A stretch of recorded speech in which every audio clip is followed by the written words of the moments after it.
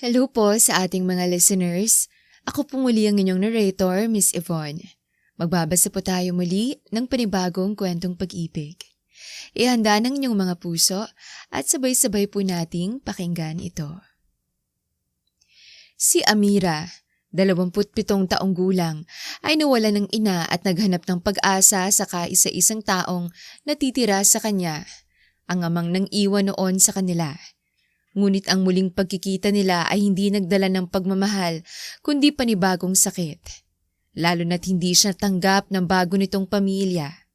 At nang bawian ng buhay ang kanyang ama, siya naman ang pinagmalupitan ng kanyang madrasta at kapatid sa ama. Sa gitna ng pagkakautang at kaguluhan, ibinenta siya ng pamilya ng ama sa isang kilalang negosyanteng si Dave. Ngunit sa halip na samantalahin, tinulungan siya nitong makatayo muli, binigyan ng dangal, edukasyon at bagong simula. Pagkalipas ng 1 taon, bumalik si Amira, mas matatag, mas makapangyarihan at may layuning tapusin ang impyernong sinapit niya. Ngunit sa kanyang pagbabalik, natuklasan niyang ang kanyang dating maliligaw na si Efren ay nalaso ng isip at ngayoy kasintahan ng kanyang stepsister. Sa gitna ng paghihigante, pagkabigo at pagharap sa nakaraan, unti-unting napagtanto ni Amira na may isang pusong matagal nang nagmamahal sa kanya nang walang hinihinging kapalit. Walang iba kundi si Dave. Mahina na ang liwanag sa lamparang nakasabit sa kisame. Sa loob ng simpleng kwarto, naroon si Amira. Nangangatog ang mga kamay at nakaluhod sa gilid ng kama. Pinupunasan ng pawis sa noo ng kanyang ina na matagal nang nakikipaglaban sa sakit. Nanginginig ang boses ng ina, halos paos. Anak. Agad na yumuko si Amira, halos bumigay ang tuhod. Ma, nandito lang ako. Huwag ka nang magsalita. Mas lalo kang mahihirapan yan eh. Umiling ang ina. Dahan-dahang dinampot ang kamay ng anak. Hindi na anak. Ramdam ko na. Napakapit si Amira.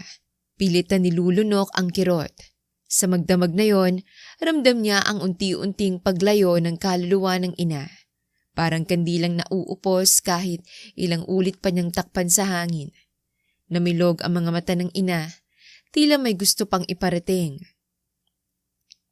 Amira, anak, kailangan mong hanapin ang tatay mo. Kunot noong napatingin si Amira. Si Papa? Matagal na niya tayong inabandona. Hindi mo na kailangan hanapin ng umalis na sa buhay natin. Humigpit ang pagkakahawak ng ina. Mahina pero puno ng pakiusap. Kailangan mong gawin yun para sa sarili mo.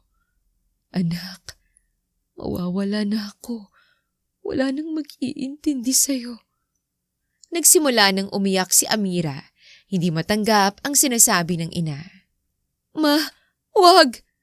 Huwag mo naman akong iwan! Tuloy lang sa pagbagsak ang luha ni Amira. Sinasalo ng nanginginig niyang kamay. Maya-maya pa ay lumuluwag na ang kapit ng hawak ng ina. Pero nanatiling nakatitig sa kanya. May unti-unting pagputol sa hininga nito. Ang dibdib nito ay pumipiglas, pero bumabagal. Anak, tandaan mo, Santa Elena, Lando de la Cruz. At bago pa maituloy ang huling salita, muling hinigpitan nito ang kapit sa anak at pinaparamdam na yun ang huling magkakasama sila. Wala namang tigil sa pag-iyak si Amira. Ma! Ma, wag mo akong iwan! Ma! Pero ang kamay na yon na kanina'y may lakas pa, ngayon ay dahan-dahan ang bumitaw. At sa huling beses na lumabas ang hangin sa bibig ng ina, nag-iwan ito ng katahimikan na parang bumiyak sa buong mundo ni Amira.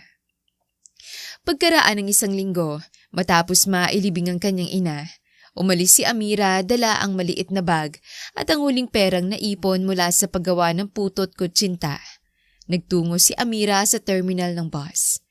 Habang papalayo ang bus sa baryo, Pinagmamasdan niya ang nagiiwanang ulap ng alikabok.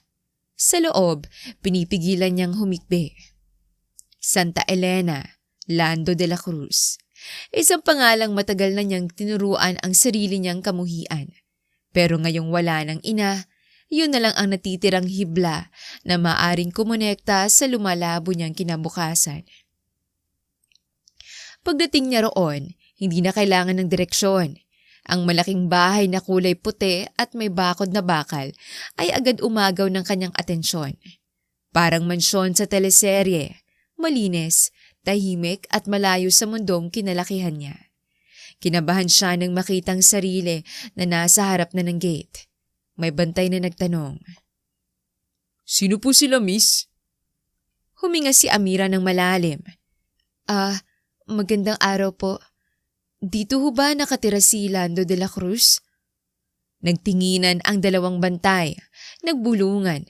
Tumingin ito kay Amira mula ulo hanggang paa. Ano raman pakay mo sa amo ko? Tila may bumara sa lalamunan niya. Pero naalala niyang huling bili ng ina. Anak ho niya ako. Halos sabay na napahinto ang dalawang bantay. Ano ka mo? Ako po si Amira, anak niya sa unang asawa. Nakita niya ang biglang pag-iba ng ekspresyon sa mukha ng katiwala. Hindi galit, kundi puro pagkagulat na may halong takot. Miss, hindi mo ba alam? Napakunot noo si Amira. Ang alin po? Dahan-dahang lumapit ang katiwala. Halos ayaw sabihin ngunit kailangan. Pumano na po si Boss Lando. 1 linggo na hong nakakaraan. Parang gumuhit ang malamig na kutsilyo sa katawan ni Amira. Parang narinig niya muli ang tinig ng ina sa ulo niya, pero ngayon may halong kirot. Ho? Paano po? Biglang inatake. Hindi na umabot sa ospital. Natigilan siya. Hindi niya alam kung bakit parang nawala ng saysay ang paglakad niya. Bakit halos kasabay lang nawala ang kanyang ina at ama. Pero bago pa siya makatalikod, biglang bumukas ang pinto ng mansyon. Lumabas ang isang babaeng kita na agad sa mukha ang pagiging matapobre. Maganda, maputi, at punong-puno ng kayabangan sa paraan ng paglakad. At sa likod nito, isang babaeng halos kaedad niya. Nakataas ang kilay, nakakunot ang labi. Sino yan? Tanong ng madrasta. Tumingin si Amira ng diretso at nagbigay galang kay Teresita. Ako po si Amira, anak po ni Lando de la Cruz. Natahimik ang hangin. Napatingin ang madrasta at unti-unting ngumiti, hindi ngiti ng pagtanggap, kundi ngiti ng paghamak. At doon, nagsimulang umikot ang gulong ng kapalaran niya. Ang kanyang bagong yugto, ang bagong pakikibaka ni Amira. Pagkapasok pa lamang ni Amira sa loob, agad siyang napatigil. Mataas ang kisame, kulay ginto ang mga chandelier at ang sahig ay makinis na marmol na halos makita niyang sariling refleksyon. Ang bawat sulok ay may mamahaling dekorasyon ng mga antique vase, painting at mamahaling kurtina na para bang isinampay lamang sa yaman. Hindi niya maiwasang mapalunok. Ngayon niya tuluyang nakita ang malaking agwat ng pamumuhay nila ng kanyang ina noon. Huwag ka nga hawak sa kahit ano. Boses yun ni Teresita, malamig at may halong pagmamataas. Napalingon si Amira at nang mapansin ng upuang nasa gilid, napagpasyahan niyang maupo sandali para huminga ng maayos. Ngunit bago pa man sumayad ang kanyang kamay sa sandalan, "Huwag kang uupo dyan!" Sigaw ni Teresita. Halos lumundag. Wala pa akong sinasabi na pwede kang umupo. Napatigil si Amira, bahagyang napahiya. Pasensya na po. Halos durug-durugin ng tingin nito ang simpleng damit ni Amira. Parang tinitingnan niyang isang dumi na napadpad sa sala. Huminga ng malalim si Amira. Pinipilit wag panghinaan. Alam mo bang hanggang ngayon ay nagdadalamhati pa rin kami sa pagkawala ng asawa ko? Humawak ito sa dibdib, kunyaring nangihina. Masyado kaming nalugmok. Hindi ko alam kung Paano kami babangon? Napatungo si Amira at mahina niyang sinabi. Kahit naman po ako. Pinilit niyang ipaliwanag. Pinilit niyang sabihin ang totoo. Kakamatay lang din po ng mama ko kaya... Pero pinutol ito ng madrasta niya na may matalim ang boses. Wala akong pakialam sa nanay mo. Mahinang sambit ni Teresita pero dinig yun ni Amira. Parang may dumurog sa dibdib ni Amira. Hindi niya alam kung dahil sa kawalan ng respeto o dahil sa biglang pagsingit ng kirot sa pangalan ng ina. Alam kong kaya ka naririto ay dahil ang buong akala mo'y parte ka sa iniwang yaman ng papa mo? Tama ko, di ba? Doon pa lang, naramdaman na ni Amirang nagiging kasagwa ng sitwasyon. At sa unang pagkakataon mula nang pumanaw ang ina, muling pumasok sa isip niya ang tanong. Bakit ko pa nga ba hinahanap ang mga taong to? Habang iniisip niya yon, biglang bumaba sa hagdanan ng isang babaeng maganda, nakaayos at suot ang mamahaling pajama set. Nakakunot ang noon nito habang pinagmamasdan ang presensya ni Amira. Oh, Ma, may bago ka na namang hired na katulong? Tanong ni Donna, halos hindi tinatagong pagtaas ng kilay. Napangisi si Teresita at tumawa ng mahina. Pwede rin. Bulong nito, sabay tingin kay Amira mula ulo hanggang paa. Bagay naman, mukhang sanay na sa gawaing bahay eh. Pero nang marinig yun ni Donna, mas lalong lumapit ito para pagmasdan si Amira ng mas maigi mula buhok, muka, hanggang suot na manipis na pantalon at lumang blouse. Wait! Tumigil si Donna, nanlalaki ang mata. Ma? Teka lang, sino ba to? Hindi nagsalita si Teresita. Nakangisi lamang siya na parang naghihintay sa eksena. Kaya si Amira na mismong nagsalita. Mahina ngunit diretso.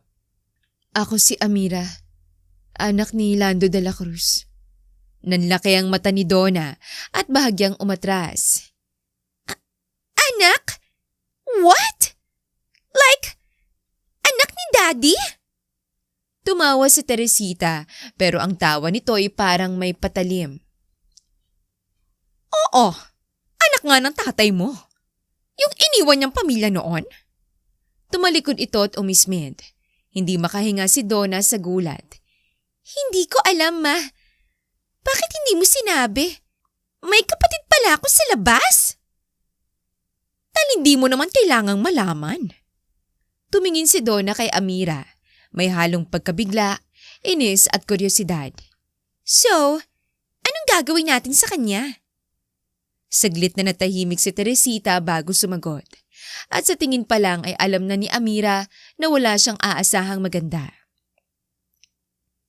Ang gagawin natin? Ngumiti ito ng matalim. Simple lang. Ipaparamdam natin sa kanya na mali ang paglapit niya rito. Bulong niya kay Donna at sabay nagtawanan ng dalawa habang si Amira ay nananatiling nakatayo at pinagmamasdan lang sila. Doon unti-unting lumamig ang paligid kay Amira at doon din niya naramdaman na ang pagdating niya sa bahay na ito ay simula ng mas mabigat na laban para sa kanya. Makalipas ang isang buwan, parang nawalan ng kulay ang mundo ni Amira sa bahay ng kanyang ama.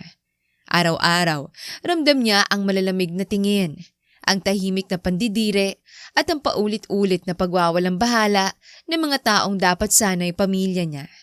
Tinuring siyang estranghera. Hanggang sa unti-unting lumala pa, tinuring na siyang alipin.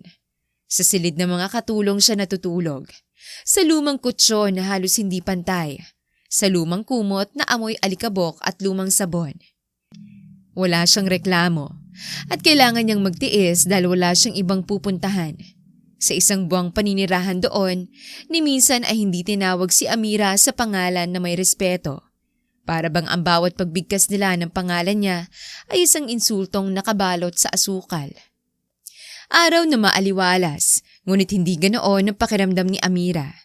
Habang winawalis niya ang malawak na harapang palibot, naramdaman niya ang pagod na tila dumudurog sa kanyang likod. Pero hindi siya pwedeng huminto. Katatapos lang niyang linisin ang daanan nang bumukas ang pintuan ng mansyon. Lumabas si Donna, tila isang prinsesang hindi marunong magtrabaho kahit kailan sa buhay niya. Paglapit nito, bigla nitong inalog ang hawak-hawak na sachet ng junk food at sinadyang isaboy sa sahig, diretso sa harap ni Amira. Parang may pumitik sa loob niya, pero pilit niyang pinanatiling kalmadong sarili. Oops! Kunwari nagulat si Donna. Nalaglag? Tumingin si Amira, seryoso, hindi nagtangkang magsalita. Itinaas agad ni Donna ang kilay. Bakit? May problema ba? Malinaw ang hamon sa tono nito. Parang nag-aabang na makakita ng maliit na galaw para sumabog. Huminga si Amira ng malalim. Wala siyang sinabi. Wala siyang dapat ipakita. Dahan-dahan niyang inabot ang walis at tinipon ng kalat. Pero si Donna ay tila may sariling mundo ng kalokohan. Tumalikod ito saglit. Pagkatapos ay sinadyang buksan ng isa pang pakete, mas marami. Oops again! Ngumisi ito. Hindi ito pinansin ni Amira at nagtuloy lang sa paglilinis. Pinilit niyang sabayan ng malalim na paghinga ang bawat galaw ng kamay niya. Pero hindi tumitigil si Donna. Parang nilalaso ng inggit at pagkasuklam ang ugat nito. Tumigil si Amira. Tumingin siya ng diretso kay Donna, unang beses mula nang dumating siya. Hindi galit ang tingin niya, kundi pagod. Matinding pagod na sinabayan ng bahagyang pagkapuno. At doon napatingin si Donna sa gawi ni Amira nang tuwid na tingin nito ay parang sumampal. Anong tinitingin-tingin mo dyan? Ngunit imbes sagutin, tumalikod si Amira at pinagpatuloy ang pagwawalis. Yun ang lalong nagpagalit kay Donna. Lumapit ito at sinadyang itulak ang balde ng tubig. Tumilapon ng tubig sa paanan ni Amira at kumalat sa bagong linis niyang sahig. Doon na kumunot ang mukha ni Amira. Hindi dahil sa kalat, kundi dahil sumobra na. Tumawa si Donna, isang tawang may halong pangiinsulto. Trabaho mo yan dito. Linisin mo na lang ulit. Alipin ka naman dito, di ba? Hindi na napigilan ni Amira ang sarili. Donna, tama na. Parang nagulat si Donna na may lakas ng loob siyang sumagot. Lumapit si Donna, parang tigre.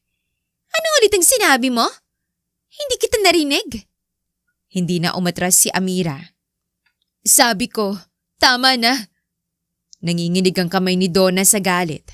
At sa hindi inaasahang pagkakataon, sinubukan nitong itulak si Amira. Pero nakaiwas si Amira at dahil sa biglang pagkawala ng balanse, hinawakan niyang braso ni Donna upang hindi ito mabuwal.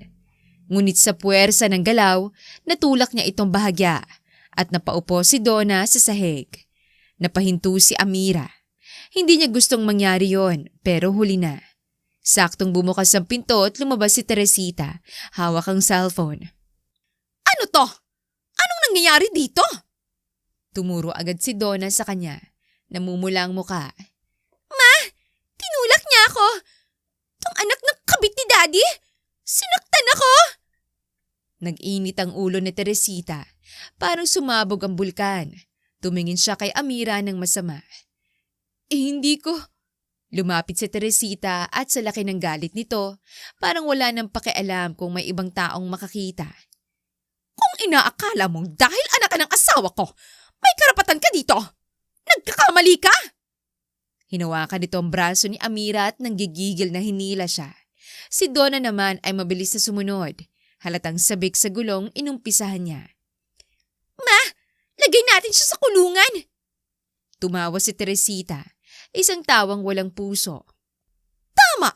Dapat mong matutunan kung saan ka nararapat!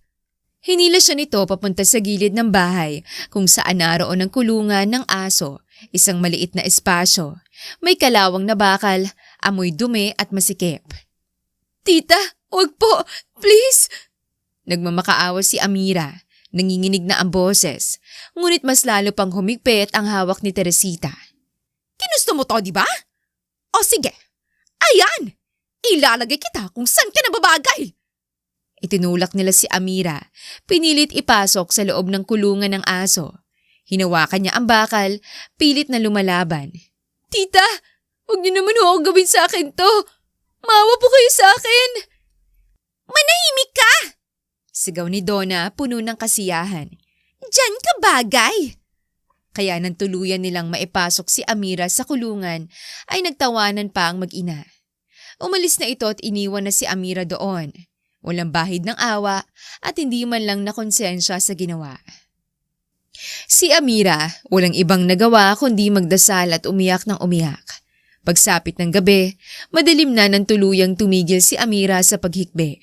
Namimigat ang mga talukap niya, nalalamig ang katawan at kumakalam ang sikmura. Ngunit mas matindi sa lahat, ang hapde hindi lang sa balat na nagasgasan sa mga bakal ng kulungan, kundi pati sa loob ng dibdib niya. Hindi niya alam kung ilang oras na siyang nakakulong roon. Naririnig pa niya ang mahinang tawanan ni na Teresita at Donna kanina bago sila pumasok sa loob ng bahay, na para bang wala lang sa kanila ang ginawa nilang kawalangyaan kay Amira. Humigpit ang yakap niya sa sarili. Hanggang kailan ko kaya ito kakayanin? Hanggang kailan ako magtitiis? Bulong niya sa sarili. Maya-maya pa'y may biglang sumipol sa labas ng gate. Kasunod noon ay ang pagsara ng pinto ng isang kotse at ang mga yabag ng isang lalaking papalapit. Sa dilim, tanging ilaw ng poste ang nagbibigay linaw sa anyo niya. Matangkad at may dalang paper bag na parang pasalubong. Nang mapansin niyang may tao sa kulungan, bahagya siyang napahinto. Huh? May tao ba dyan? Agad siyang natigil ang makitang mukha ni Amira. Nagulat ang mga mata niya. Lumapit siya, bahagya pang yumuko, at napaatras siya nang makita niyang tao ang nasa loob ng kulungan. Bakit ka nandyan? Ano ginagawa mo dyan? Nilapit ni Amirang mukha sa pagitan ng mga rehas. Tulungan niyo po ako. Dahan-dahang nagsalita si Amira. Takot na baka marinig sila mula sa loob ng bahay. Parang awa mo na. Tulungan mo naman akong lumabas. Hindi na nag-aksaya ng oras ang lalaki. Lumibot siya sa likod ng kulungan, humanap ng lock at pilit yung iniangat. Sa pangalawang subok, bumigay ang kandado. Dahan-dahan niyang binuksan ng pinto at inalalayan palabas si Amira. Nang makatayo siya, maraming dumi ang nahulog mula sa damit niya at ang ilan ay gumuhit sa pisngi niya. Napatitig ang lalaki saglit. Grabe, bulong niya. Ano ba kasi ginagawa mo dyan? Sino gumawa sa'yo niyan? Para bang humulagpos ang bigat sa dibdib ni Amira. Hindi niya sinasadyang pumatak ang luha niya. Salamat po. Sunod-sunod na bulong niya. Hindi niya mapigilang yakapin ang sarili habang nanginginig pa rin. Hinubad ng lalaki ang suot niyang jacket at iniabot sa kanya. Oh, suotin mo muna to. Malamig. Kinuha ni Amira yon. Halos hindi makapaniwala na sa unang araw niya ng ganitong paghihirap, may nag-abot agad ng kabutihan. Nagpakilala ang lalaki, bahagyang ngumiti. Ako nga pala si Efren. Ikaw, sino ka?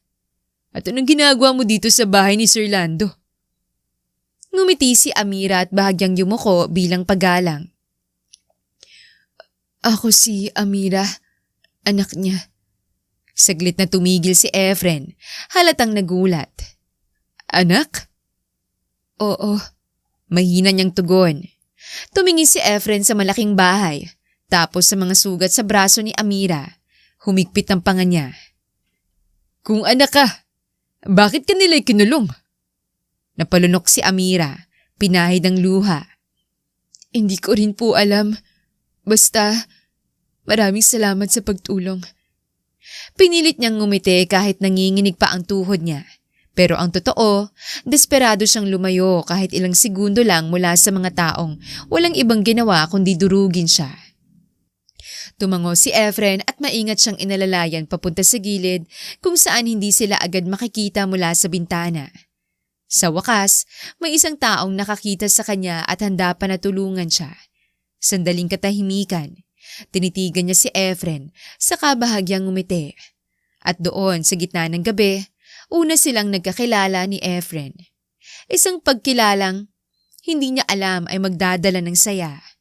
Ngunit ngayong gabi, Sa kauna-unahang pagkakataon simula nang dumating siya sa bahay na yon, naramdaman ni Amira na may kakampi pala siya. Lumipas pa ang mga buwan at sa dami ng gabi na nagtutulungan sila ni Efren sa kwentuhan, sa pag-iyak niya sa likod ng bahay, sa pagtakas nila saglit upang kumain ng fishball sa labas, hindi na nila napigilan ang unti-unting paglapit ng mga puso nila. Sa unang pagkakataon, matapos mamatay ang ina niya, may nagparamdam kay Amira na karapat-dapat siyang mahalin. Isang gabi, habang nagpapahinga sila sa lumang kubo sa likod ng mansyon, biglang tumigil si Efren at tinitigan siya ng matagal. Amira. Huminga ito ng malalim. Kita ang kaba pero determinado. Hindi na kita kayang itago sa puso ko. Gusto kong sabihin sa'yo to. Mahal kita, Amira. Napakurap si Amira. Hindi agad nakapagsalita. Hindi niya inaasahan, pero matagal na rin pala siyang naghihintay. Ang totoo niyan mahal din naman kita, Efren. Natatakot lang talaga ako na baka malaman ni Donang tungkol sa atin. Huwag ka mag-alala. Hindi ko to ipapaalam sa kanila. At doon nagsimula ang lihim nilang pag-iibigan. Tinatago sa mga mata ni Teresita at ni Donna dahil alam nilang magiging hadlang lang yon sa kanila. Hindi lang dahil galit ang mga ito kay Amira, kundi dahil ayaw nilang may bagay na nagpapasaya rito. Pag-uwi ni Amira, ramdam niya agad ang bigat ng hangin. May 3 lalaking nakaitim sa loob ng sala. Nakaupo sila. Seryoso ang mga muka at mukhang hindi ordinaryong bisita. Nakayuko naman si Teresita, halatang nanginginig. Habang papalapit si Amira, nagtago siya sa gilid ng pinto para hindi mapansin. At doon niya narinig ang boses ni Teresita, halos paos, halatang nagmamakaawa. Pakiusap! Bigyan niyo pa kami ng 1 pang buwan! Makakabawi din kami! Hindi pa namin kayang bayaran yan ngayon! Malamig ang sagot ng lalaking kausap niya. Siguraduhin niyo lang dahil kung hindi kayo makakabayad. Sandaling tumigil ang lalaki sa katumingin sa paligid. Mapipilitan namin kayong palayasin dito. Dahil ito mismong bahay at lupa na to ang kukunin namin bilang kabayaran sa lahat ng utang niyo. Nanlamig ang kamay ni Amira. Nagulat siya sa narinig. Na lubog na pala sa utang sina Teresita. Makikiusap ako. Muling iyak ni Teresita. Huwag naman muna ngayon. Wala kaming ibang pupuntahan. Ito na lang ang natatanging kayamanan na naiwan sa akin ng asawa ko. Kaya pakiusap. Pangako, sa susunod na buwan, magbabayad ako. At bago pa man matapos ang usapan, tumayo na ang mga lalaki at padabog na lumabas. Paglabas nila, sakalang nakahinga si Teresita pero hindi sa pagkaluwag, kundi sa takot. Nakahawak ito sa dibdib, umiiyak, habang si Donna naman ay nagtatago sa likod na tila natatroma rin. Hindi na umusad pa si Amira, nanatili lang siya sa likod ng pader. Pinakikiramdaman ang mahina at paos na bulong ni Teresita. Paano na to? Paano na tayo?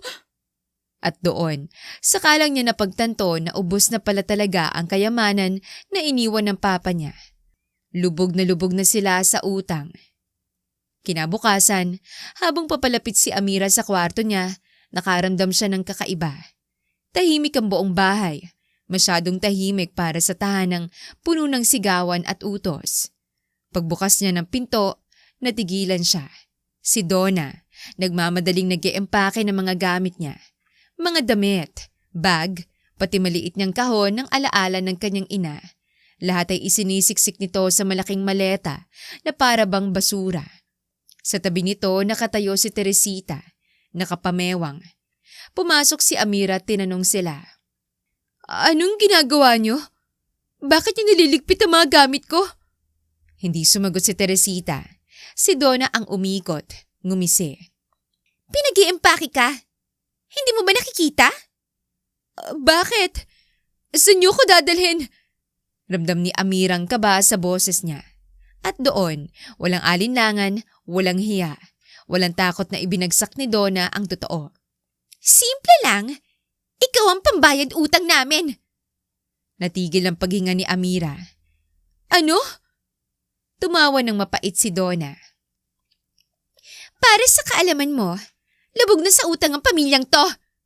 Kaya bilang kabayaran, imbes na itong bahay ang kunin nila, ikaw na lang. Total wala na namang may kailangan sa'yo. Kaya maigi na sila na lang makinabang sa'yo. Ayaw mo nun? Instant milyonarya ka na din. Umiling si Amira, hindi makapaniwala. Hindi, ayoko. Hindi ako papayag. Hindi niyo to pwedeng gawin. Pinutol agad ni Teresita ang salita niya. Galit ang tono. Wala kang karapatang tumanggi. Wala kang ang ambag dito. Isa ka lang pabigat. Tanggapin mo na lang dahil yan na lang silbi mo. Lumapit si Donna. Hinarap siya. Umalis ka na lang at huwag ka nang magpahirap. Hindi ka naman namin pamilya. Kailan ka pa naging parte namin? Tila sinuntok ang dibdib ni Amira. Sa isang iglap, parang gumuho ang buong mundo niya. Naguunahan ng luha sa pisngi niya na bigla siyang humakbang paatras. At bago pa siya mahawakan ni Teresita, tumakbo siya. Walang direksyon, walang pag-iisip. Ang tanging nasa isip niya na tatakbuhan niya ay si Efren. Paglapit ni Efren, agad itong nagulat sa itsura niya. Bakit? Anong nangyari? Bakit ka umiiyak? Pero hindi niya na ito pinatapos. Niyakap niya ito ng mahigpit.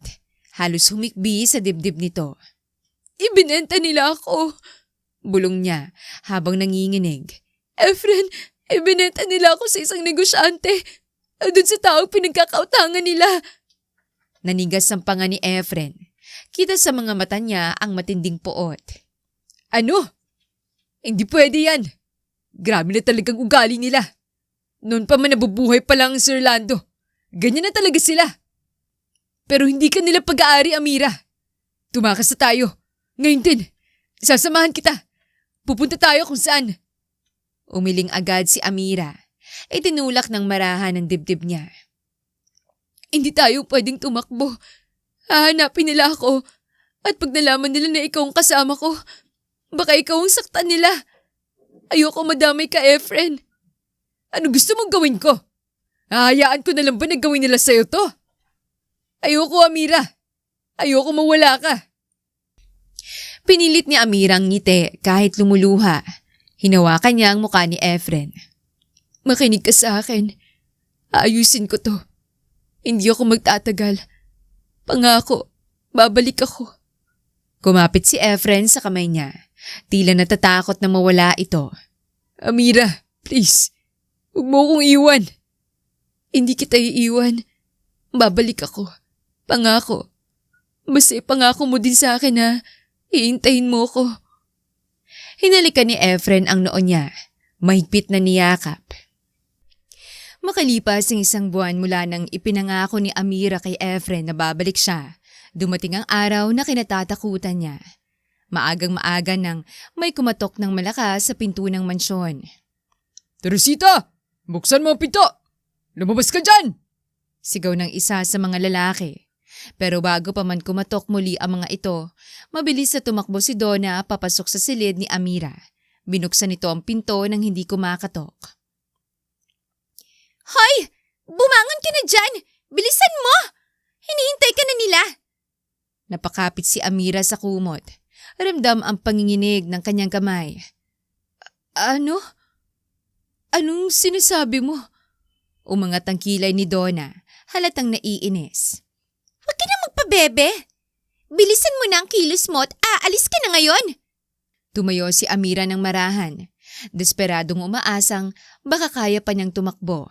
Pero bago pa man siya makapunta sa bintana, sumulpot ang dalawang lalaki sa may pintuan. Para bang mga anino na sumasara sa lahat ng daan. Paglabas nila sa hallway, nagsimulang magpumigla si Amira. Bitawan niyo ako! Hindi ako sasama sa inyo! Ngunit masyadong malalaki at malalakas ang mga lalaki.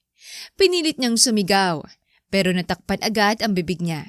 At nang hindi pa rin siya tumigil, hinigot ng isa ang maliit na tela na may kung anong amoy. Idinikit yon sa ilong niya. Hindi! Hindi! Bulong niya.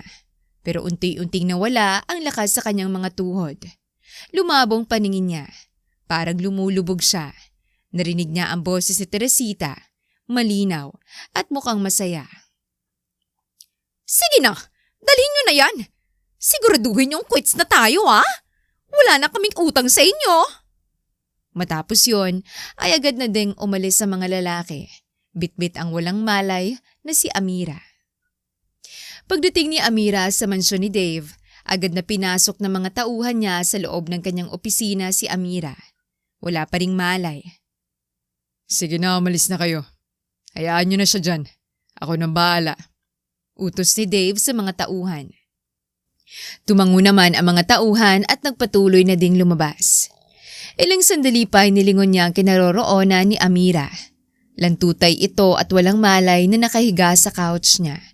Nilapitan niya ito ng dahan-dahan. Pinagmasdan at hinawi ang buhok na nakaharang sa maamong mukha nito. Awa agad ang una niyang naramdaman nang makitang mga pasa sa ibang parte ng katawan nito.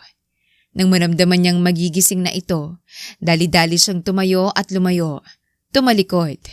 Maya-maya pa'y dahan-dahan nang nagmulat si Amira. Pagmulat niya, nagsalita si Dave ng mahina. Gising ka na. Nagulat si Amira sa lalim ng boses nito. Agad siyang bumangon. Halos mahulog sa pagkabalisa. Saan to? Sino ka? Nasaan ako? Magkahawak ang mga kamay niya, nanginginig, naiiyak, pero nanatiling tahimik ang lalaki. Nang humarap ito, nakita niya sa wakas ang buong mukha nito at pansin niya na puno ito ng pag-aalala. Tinitigan siya ni Dave pero hindi lumapit. Kumalma ka. Hindi mo kailangan matakot. Nanginginig si Amira, mahigpit na humawak sa sofa. Bakit ako narito? Dinala ka dito dahil sinabi nilang pumayag ka. Umiling si Amira agad. Hindi ako pumayag. Ibinenta nila ako. Ayoko dito. Please, pakawalan mo ako. Pagmamakaawa ni Amira.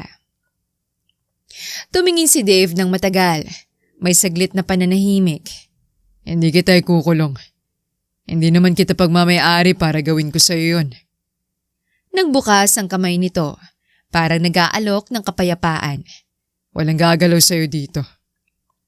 Kumunot ang noo ni Amira.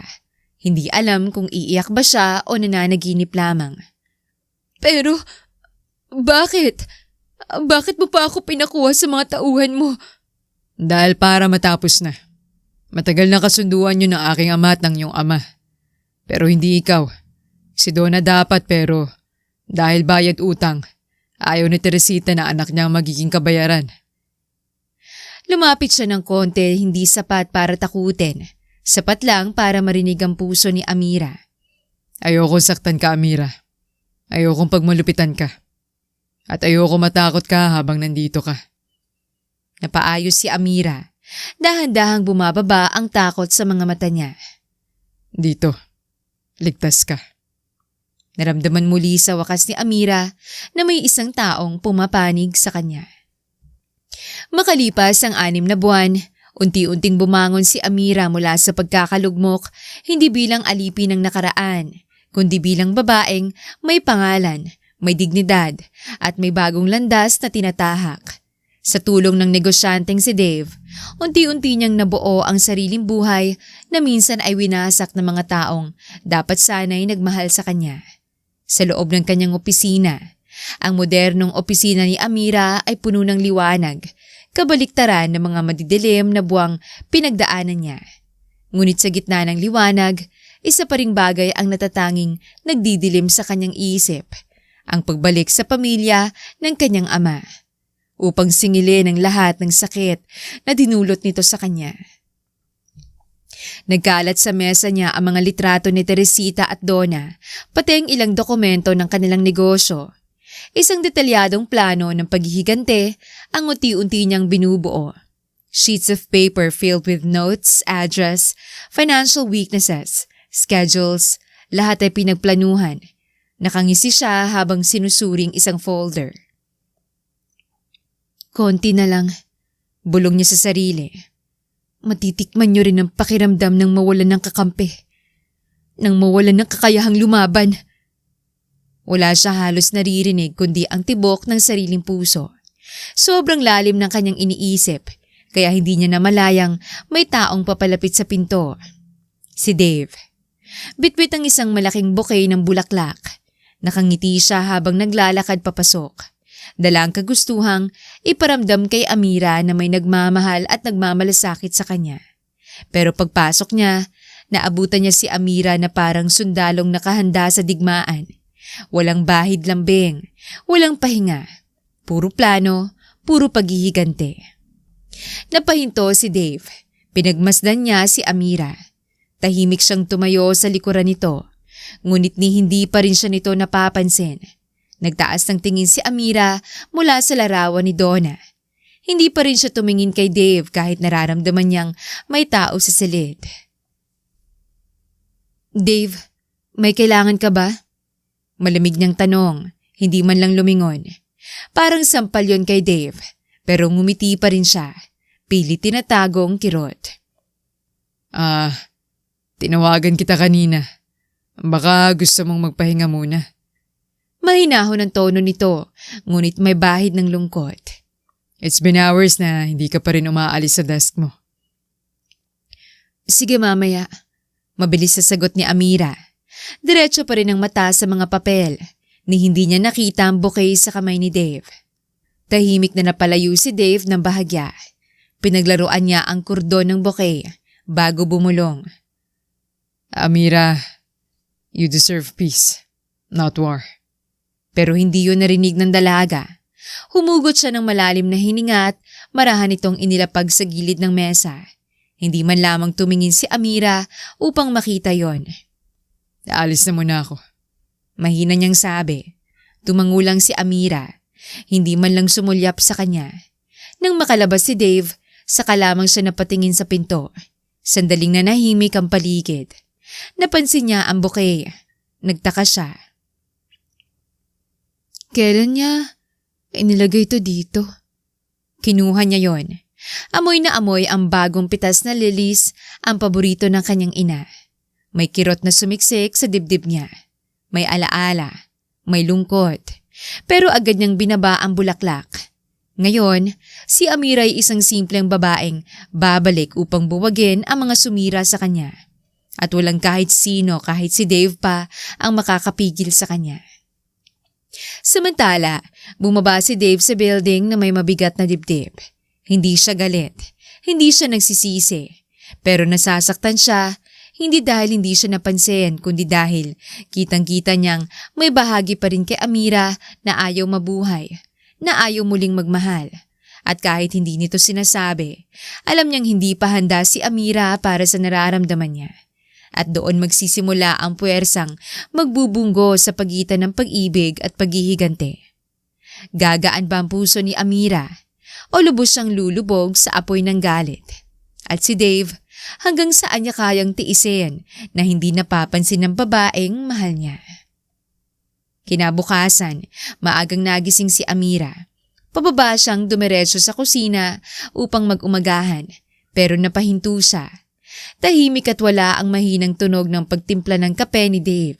Wala ang pamilyar na paghahanda nito ng almusal. Napakunot ang noon niya. Bakit hindi pa siya lumalabas? Lumipas ang ilang minuto, wala pa rin si Dave. Hindi niya alam kung bakit, pero nakakaramdam siya ng kakaibang kaba. Tumayo siya, kinuha ang baso ng tubig, pero hindi niya yon nainom. Pagkatapos ay mahinang naglakad papunta sa ika-4 na pintuan ang kwarto ni Dave. Huminga siya ng malalim saka kumatok. Dave, gising ka ba? Pagbukas niya ng pinto, bumungad si Dave na nakahiga pa rin sa kama nito. Amira. Mahinang sabi ni Dave. Agad pumasok si Amira. Bakit hindi ka pa lumalabas? May sakit ka ba? Hindi sumagot si Dave. Sa halip, bigla siyang hinila nito papalapit at niyakap ng mahigpit. Parang takot siyang mawala ito. Nagulat si Amira. Dave, ano bang nangyayari? May problema ba? Hindi agad nagsalita si Dave. Ngunit Nang tuluyan itong bumitaw sa yakap, hinawakan niya ang dalawang kamay ni Amira. Marahan ngunit may bahid ng pag-aalala. Amira, pwede bang itigil mo na ang paghihiganti? Agad siyang natigilan. Parang may malamig na tubig na ibinuhos sa kanyang likod. Dave, anong sinasabi mo? Inangat ni Dave ang tingin niya. Diretso sa mga mata niya, puno ng pag-aalala. Alam kong nasaktan ka nila noon. Pero hindi pa ba sapat yung pinagdadaanan nila ngayon? Lubog na ulit sila sa utang dahil sa ginawa mo. At wala silang kaalam-alam na ikaw ang may kagagawan nun. Na hindi kayang abutin ng mga salita ko. Hawak niya ang pisngi ni Amira. Pero ayoko mawala ka sa sarili mo dahil lang sa galit. Nag-init ang mata ni Amira. Parang nagdilim ang paligid. Hindi mo alam kung anong klaseng paghihirap ang ginawa nila sa akin. Kung paano nila ako tinrato. Kung paano nila ako binenta na parang hayop. Alam ko, Amira. Lumapit si Dave. Halos magdikit na ang noon nila. Araw-araw kong nakikita ang sakit na tinatago mo. Pero Hindi! mariin niyang putol. Ako ang nakaranas. Ako ang nasaktan, Dave. Kaya siguro parang gano'n na lang kadali sa'yo na sabihin sa akin yan. Pinangako ko sa sarili kong babalik ako sa mansyon na yon para sirain ang buhay nila. Gaya ng pagsira nila sa akin. Umagos ang galit ni Amira. Hindi ako titigil. Hindi ako papayag na matapos ang kwento ko ng ganun lang. Tahimik lang si Dave. Naglakad siya papalapit kay Amira hanggang sa nakaharap na silang dalawa. sorry. Pasensya ka na. Sige kung yan ang gusto mo. Hindi kita pipigilan. Mahinahon niyang sagot. Pero sana, kahit minsan lang, tingnan mo rin ang sarili mo. Natigilan si Amira. Kahit minsan, hayaan mo maging masaya ka ulit. Kahit hindi akong dahilan. Kahit sarili mo lang. Huminga ng malalim si Amira. Marahang hinawakan ni Dave ang balikat niya. Pasensya na kung pakaramdam mo pinangungunahan kita sa mga desisyon mo. Pero ang iniisip ko lang dito ay ang kaligtasan mo. Lumambot ang boses nito, parang bulong. Pero sana, Amira, kahit minsan, makita mo ko at bigyan mong sarili mo ng panahon na maging masaya na. Hindi puro galit at paghihiganti. Pero mananatili ako, Amira. Nandito lang ako. Tumulo ang luha ni Amira. Hindi na niya napigilan. At muling niyakap siya ni Dave. Talanda siyang saluhin ang lahat ng sakit nito. Dahil sa puso niyang puno ng sugat, may isang bahaging nakahanap ng pahinga sa mga bisig ni Dave. Sa huli, bumulong ang lalaki. Hindi ko hihilingin na magpatawad ka ngayon.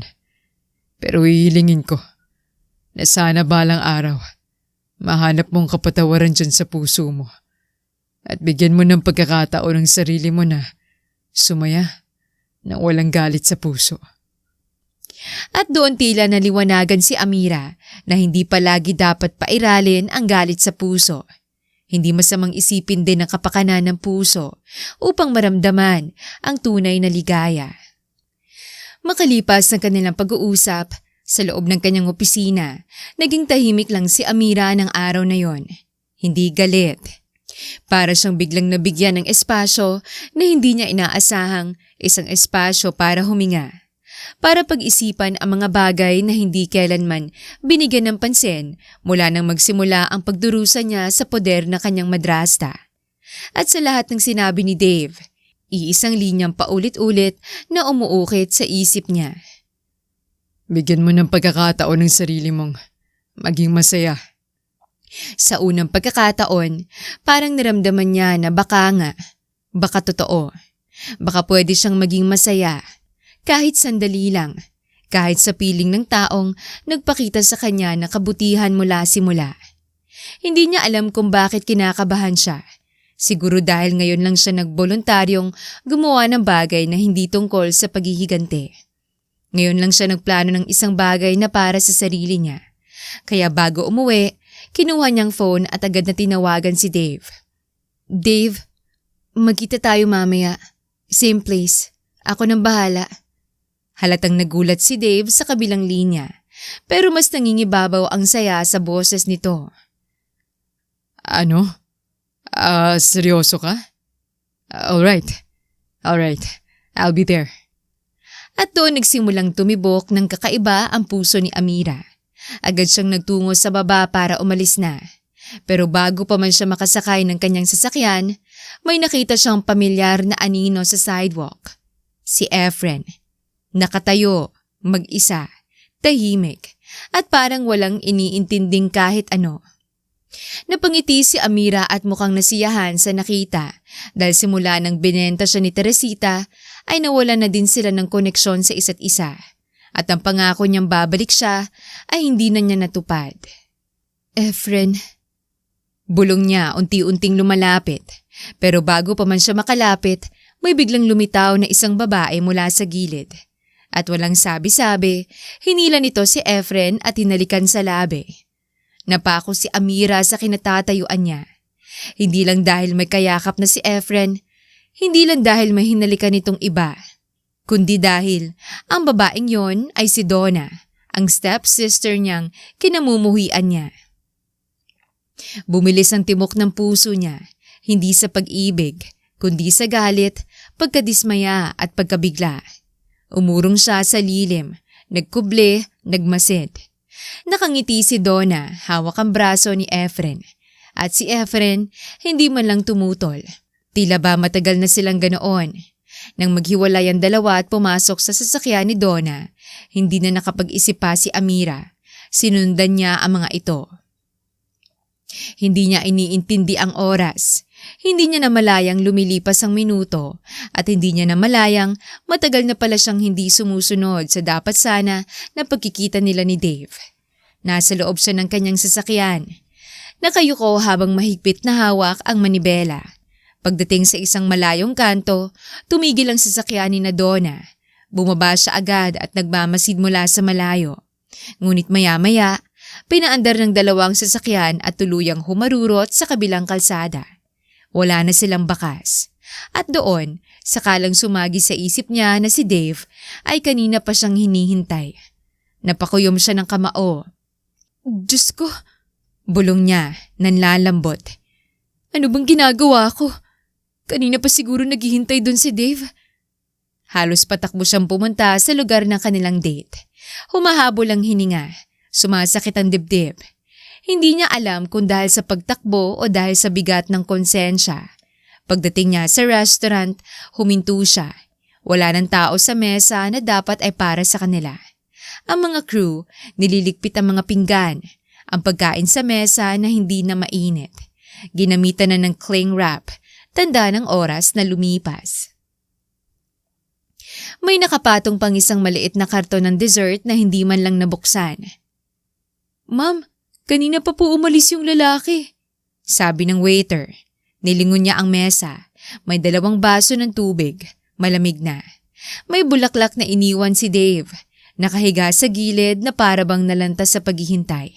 At ang upuan sa tapat niya, bakante. Napahawak si Amira sa bibig niya.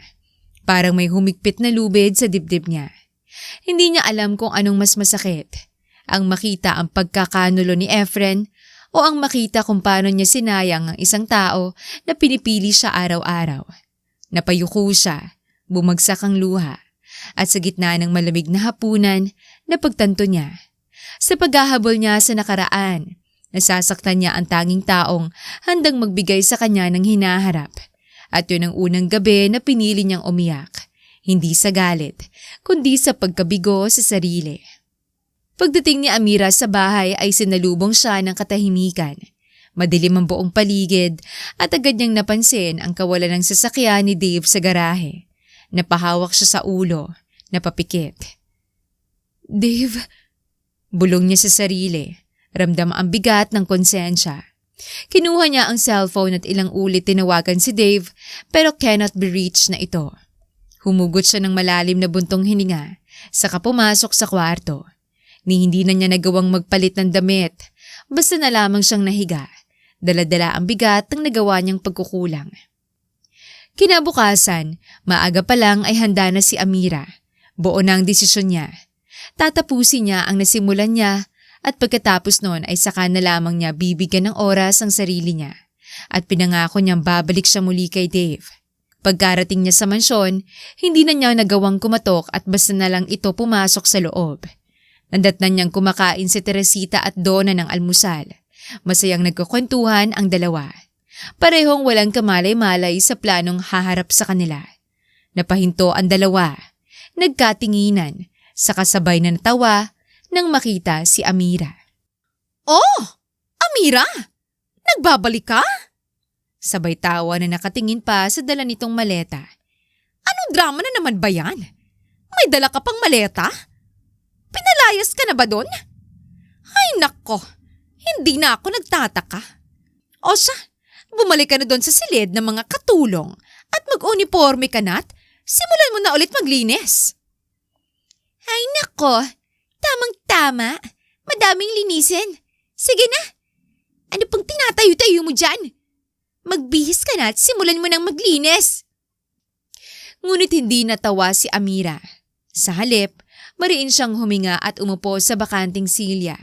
Ibinaba niyang maleta. Saka inilabas ang makapal na envelope na puno ng mga dokumento. Simulan niyo nang mag-impake. Biglang natigilan ng mag-ina. Tumawa ng malakas si Teresita. Anong sabi mo? At sino ka para paalisin kami dito? Nababaliw ka na ba? Pakagutom lang yan. Pero mamaya ka na kumain pag may tira kami. Swerte mo kung meron. Hindi pa rin niya pinapatulan ang mga sinasabi ng mag-ina. Naupo siya at inilapag ni Amira ang envelope sa harap nila. Pakibasa para sa kaalaman yung dalawa. Binuksan ni Teresita ang envelope. Medyo naiinis. Ngunit habang binabasa niya ang unang pahina, unti-unting naglaho ang ngiti sa labi niya. Napatayo siya bigla, namutla.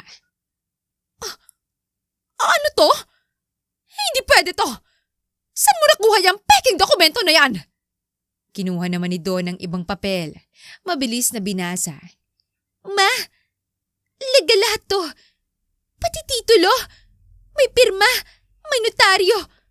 May selyo! Tumawa si Amira. Sapat na para magbigay ng panginginig sa dalawa.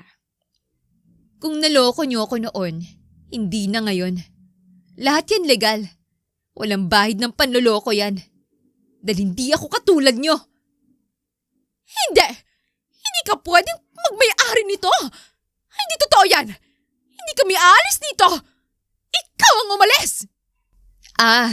Ganun ba?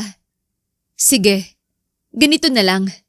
Nanginginig ang boses ni Teresita. Ano bang gusto mo? Inayos ni Amira ang buhok niya, saka ngumiti.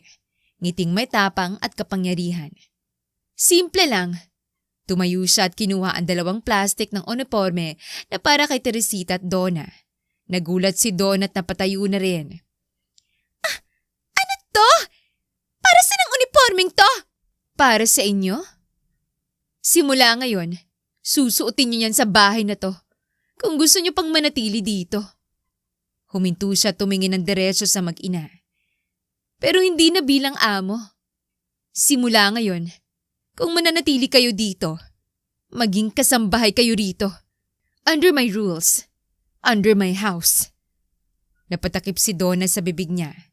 Ayoko! Hindi ko tatanggapin yan! Ma, ano na? Papayag ka na lang ba na ganituhin niya tayo? Wala nang nagawa si Teresita kundi pandilata ng mata si Donna at sinenyasa na sumunod na lang. Bumuntong hininga si Amira bago ibigay ang huling linya.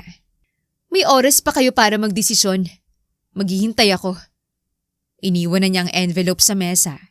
Tahimik na lumakad palabas. Nakataas ang ulo. Hindi man lang lumingon. At naiwan ng mag-inang dating nang mamaliit sa kanya ay ngayon tahimik, takot at tulala habang unti-unti nilang napagtanto na ang babaeng minamaliit nila noon ay siya na ngayong may hawak ng kapangyarihan. Makalipas ang isang linggo, isang hapon, lumabas na si Amira sa bakuran upang magpahangin. Gusto niyang malayo muna sa tensyon ng bahay. Ngunit pagdating niya sa likod bahay, nadatnan niya si Donna suot ang uniforme na pangkasambahay at abala sa paglilinis ng sahig habang nakasimangot. Huminto si Amira at hindi niya maiwasang maalalang nakaraan. Nung panahong siya ang naglilinis sa mismong lugar na yon, habang si Donna ay sinasadyang dumaan. Dudumihan ang nilinis niya para lang paiyakin siya. Ngumiti si Amira at naisip na ulitin ang pangyayaring yon. Pero sa pagkakataon na to, siya naman mismo ang manggugulo. Kumuha siya ng juice at sinadyang itapon ito sa malinis at makintab na sahig. Napatingin si Donna at nanlaki ang mga mata. Bago pa siya makakilos, ay agad niyang naalalang pangyayaring yon noon. Oh, ano pang tinatayo-tayo mo dyan? Mukhang hindi naman maayos ang paglilinis mo. Madumi pa tong part na to. Hindi pa ito nakontento at kumuha pa siya ng ilang tuyong dahon at sinadyang ihulog sa kalilinis pa lamang na sahig. Agad na nag-init ang mukha ni Donna. Hoy! Ano ba? Hindi mo pwedeng... Hinagis ni Donna ang hawak niyang walis at pandakot. Diretsong tumama sa sahig. Sino ka ba sa tingin mo, ha? Hindi ko na kaya to! Hindi ako para sa ganito! Nakangiti lang si Amira, nanonood sa paghihimutok nito. Ngunit bago pa siya makasagot, may pumasok sa gate. Isang lalaking matagal na niyang hindi nakita. Si Efren. Natigilan si Amira. Si Donna agad nang ngumiti at tumakbo papalapit kay Efren na parang nagpapakampi. Nanlaki ang mga mata ni Efren nang makita si Amira. Sa una, parang may kumislap sa mga mata niya pero agad itong napalitan ng galit, sama ng loob at pagkadismaya. Lumapit siya hindi para batiin, kundi para kumprontahin. Sasalubungin naman sana siya ni Amira ng yakap pero nagulat siya sa bungad ni Efren sa kanya. Efren? Mahinahong sambit ni Amira. Ah, ito na pala yung sinasabi mong pagbabalik, Amira. Nagbalik ka ba para tuparin ang pangako mo? O para lang maghiganti sa mga taong sumira sa'yo? Napakurap si Amira, halatang natamaan sa akusasyon. Efren, hindi totoo yan. Hindi mo naintindihan ng lahat. Pero umiwas si Efren. Hindi man lang tinapunan ng tingin ang paliwanag niya. Nilapitan niya si Donna at marahang hinawakan sa braso. Tara na, Donna. Ngumiti si Donna ng malaking ngiting tagumpay bago tumingin kay Amira na parang nanalo sa hindi nila napagkasundo ang laban. Sabay silang lumakad palabas. Naiwan si Amira, naninigas ang kamao. Pilit pinipigil ang pagbagsak ng luha. Hindi niya alam kung ano ang mas masakit. Ang pag-aakala ni Efren na nagbalik siya dahil sa paghihigante o ang paglayo nito na hindi man lang siya pinakinggan. Galit si Amira dahil nagkamali siya. Galit na nagpadala siya sa emosyon. Galit na sa kabila ng lahat ng pinagdaanan niya ay siya pa rin itong nasasaktan. At sa gitna ng bakurang minsang nagdala sa kanya ng sakit, doon muling nabuhay ang apoy sa puso ni Amira. Hindi na siya makakapayag na maling taong magbigay ng kahulugan sa pagbabalik niya. Hindi pa tapos ang laban. Hindi pa tapos ang paghihiganti niya. Habang lumilipas sa mga araw, mas lalo pang nagiging mabangis si Amira. Hindi na niya napapansin ng sarili na ang bawat galit, bawat pagplano ng paghihigante ay unti-unting kumakain sa kanyang pagkatao. Wala na siyang ibang iniisip kundi kung paano niya mas mapapabagsak sina Teresita at Donna. Paano niya matitiyak na mararamdaman nila ang sakit na pinagdaanan niya. At dahil sa sobrang pagka-addict sa ideyang yon, unti-unti siyang bumibitaw sa katinoan. Hindi na siya makatulog, hindi makakain. Puro galit, pagkapuot at paghihigante ang laman ng utak. Hanggang sa isang araw, naging malinaw ang kapahamakan. Isang hapon, nagmaneho si Amira palabas ng mansyon. Halos wala na siyang nakikita. Hindi ang daan, hindi ang paligid, kundi ang muka ni Teresita at Donna. Hindi sila pwedeng manalo. Hindi sila pwedeng maging masaya. Kailangan nilang pagdaanan na pinaranas nila sa akin. Itong paulit-ulit na pumapasok sa isip niya. Hanggang sa isang malakas na busina ang pumunit sa hangin. Napahinto ang utak ni Amira, pero huli na ang lahat. Isang malaking truck ang nasa harapan niya at bago pa siya makapreno, sumalpok siya at bigla siyang dumausdos sa kadiliman. Ilang minuto pang nakalipas at dumating ng ambulansya at agad siyang isinugod sa ospital. Basag ang salamin, duguan ng noo at halos mawala ng hininga. Nang marinig ni Dave ang nangyari, agad itong sumugod. Kasabay niya sina Teresita at Donna. Parehong halatang nagulat at nataranta sa balita. At doon sila naghintay, magkakasama, halos walang makapagsalita. Makalipas ang mahigit 4 na oras, unti-unting dumilat ang mga mata ni Amira. At nang ibaling niyang tingin sa gilid ng kama, nanlaki ang mata niya. Naroon si Teresita, nakaupo at nakayuko, hawak ang malamig na kamay niya. Si Donna, nakatayo sa paanan ng kama, hawak-hawak ang baso ng tubig at tissue. Si Dave, nakaupo sa mismong tabi ng ulo niya, nakatitig habang nakakunot ang noo. Hindi makapaniwala si Amira. Hindi niya alam kung nananaginip ba siya o kung siya na ang nasa bingit ng kamatayan at isa itong ilusyon. Nag-angat ng tingin si Teresita nang mapansin siyang gumigising. Amira! Kamusta ang pakiramdam mo? Hindi makapagsalita si Amira sa una. Nanlamig ang kamay niya. Hindi niya alam kung anong mararamdaman. Gulat, hiyang-hiya, takot, at higit sa lahat, pagsisisi. Bakit nandito kayo? Si Don ang unang sumagot. Ate, hindi naman namin gugustuhin may mangyari sa'yo. Kahit anong nangyari noon, alam kong may mga pagkakamali kami sa'yo. Pero sana magpatawaran na tayo. Naluha si Amira, hindi dahil sa sakit ng katawan, kundi sa sakit ng katotohanan yon. Umiyak din si Teresita na hindi niya kailanman nakita pang umiiyak noon. Amira, hindi namin ginusto na umabot sa ganito. Oo, nagkamali kami. Oo, naging masama kami sa'yo. Pero sana may puwang pa sa puso mo para sa kapatawaran na hinihingi namin. Hinawakan ni Teresita ang kamay niya. Mahigpit, taos puso. Patawarin mo na kami. Alam kong mahirap. Alam kong hindi ganon kadali para sa'yo. Pero nandito kami. Handang bumawi sa'yo. Doon tuluyan ang bumigay si Amira. Umiyak siya, humihikbi, hindi makapaniwala. Si Dave naman ay marahang hinaplos ang buhok niya. Amira, hindi ka naman na nag-iisa. Hindi mo kailangang kalabanin ng mundo dahil lang sa pinagdaanan mo. Masisira ka lang. At yun ang ayokong mangyari. Ayokong mawala ka. At doon nangyaring kapatawaran na nooy hindi magkasundo na pamilya. Pagpapatawad, pagbitaw at paghilom. At sa wakas, nagkapatawaran sila. Para kay Amira, yun ang unang araw na muli siyang huminga ng malaya. At doon, nagsimula ang tunay niyang pagbangon. Makalipas ang 1 linggo, matapos ma-discharge si Amira mula sa ospital, muling bumalik ang 3 sa mansyon. Siya, si Teresita at si Donna sa mansyon kung saan nagsimula ang lahat ng gulo, sakit, galit at paghihigante. At dito rin, muli siyang hahakbang papunta sa tunay na kapayapaan.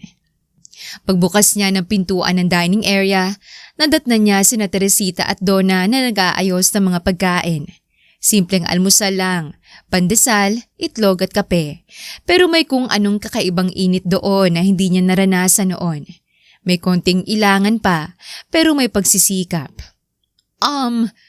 Amira, anak, upo ka na. Nagluto si Donna ng gusto mong itlog.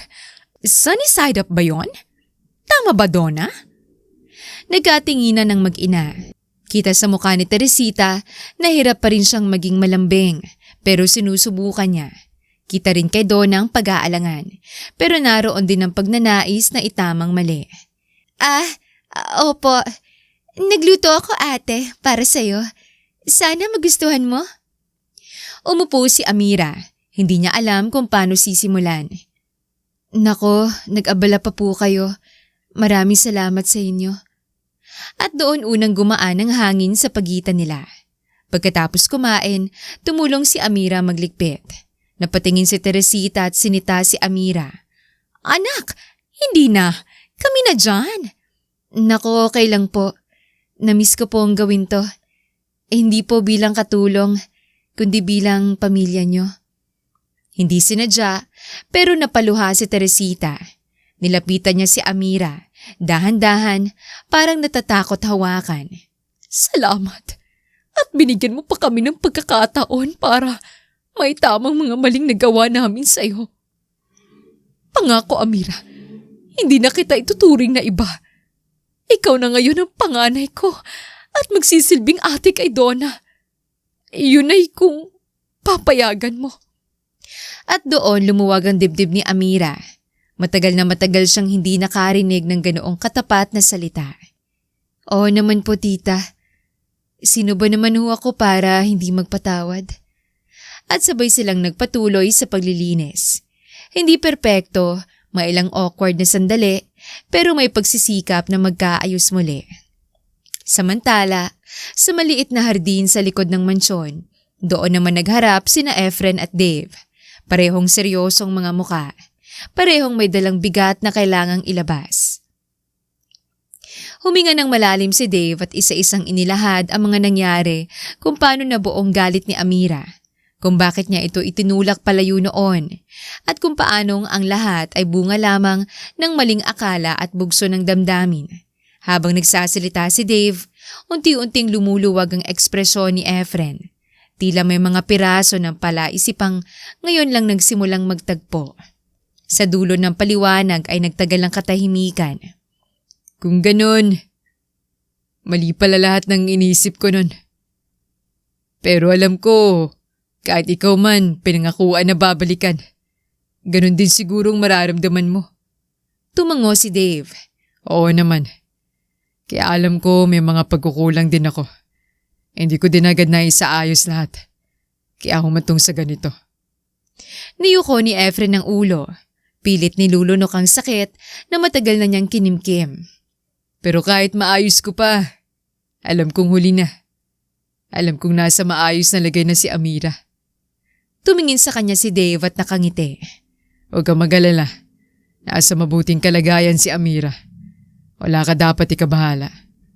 Maya-maya pa'y nag-angat si Efren ng tingin at ngumiti ng payapa. At ako, unti-unti na rin naman akong napapamahal kay Donna. Mula kasi nang mawala siya, si Donna yung palaging nandyan. Kaya masaya na din ako sa piling ni Donna. Nagulat si Dave, pero mas lumabas ang saya kesa pagkabigla. Tumango si Dave, para bang gumaan ang paghinga niya. Masaya ako para sa inyo. At sa unang pagkakataon matapos ang mahabang panahon, nag-abot ng kamay si Efren kay Dave. Kaya, alagaan mo si Amira at pakiusap. Tumingin siya ng diretso sa mga mata nito. Huwag na huwag mo siyang sasaktan. Mahigpit na tinanggap ni Dave ang kamay. Makakaasa ka. Nagkamayan silang dalawa. At sa sandaling yon, pareho nilang naramdaman ang pag-angat ng bigat na matagal nang nakadikit sa dibdib nila.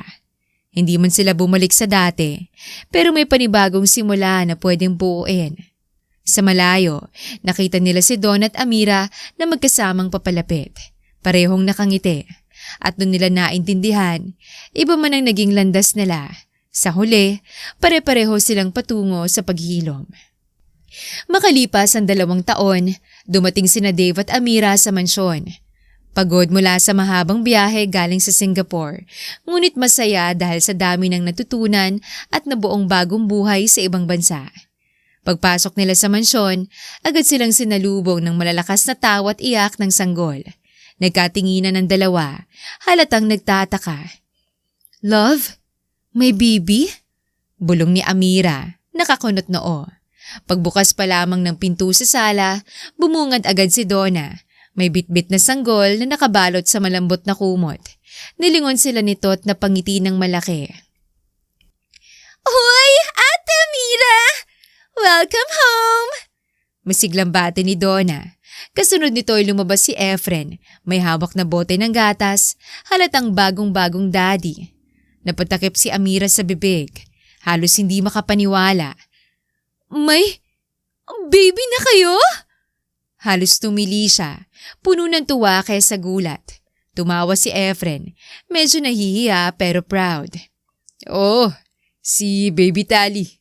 7 months na. Lumapit si Dave. Nakangiti habang tinitingnan ng maliit na bata. Grabe pre, ang bilis ng panahon. Maya-maya pa ay lumapit si Amira kay Donna. Pwede ko ba siyang buhatin? Tumango si Donna at dahan-dahang inabot ang bata kay Amira. Sa unang pagkakataon, nakita ni Dave kung paanong lumambot ang mga mata ni Amira habang nakatitig sa sanggol.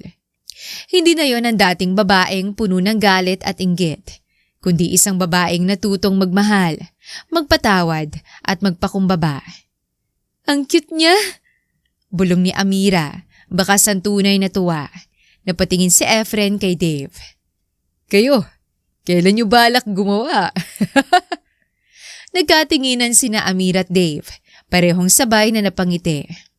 Nagpaplano pa lang kami ng kasal. Sagot ni Dave habang hinahawakan ng kamay ni Amira. Gusto naming siguraduhin lahat ay maayos na bago namin simulan. Maganda yan, sagot ni Donna. Sa tamang panahon. Ang mahalaga, masaya na tayong lahat ngayon. At totoo yun. Sa mansyon na minsang pinuno ng sigawan, selos at pag-aaway, ngayon ay tawa, kwentuhan at pag-asa na ang nandoon. Sa hardin na minsang pinag-ugat ng alitan, ngayon ay nakaupo silang apat